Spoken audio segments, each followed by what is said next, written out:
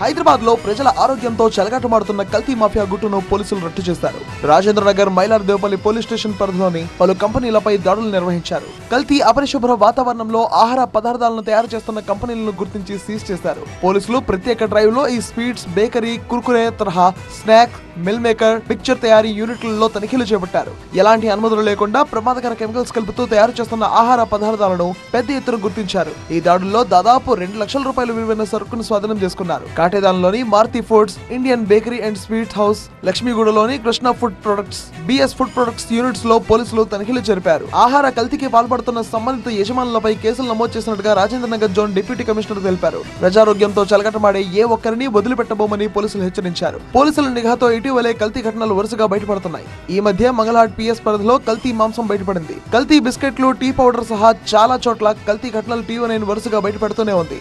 అయినా సిటీలో ఏదో ఒక చోట కల్తీ దందా నడుస్తూనే ఉంది.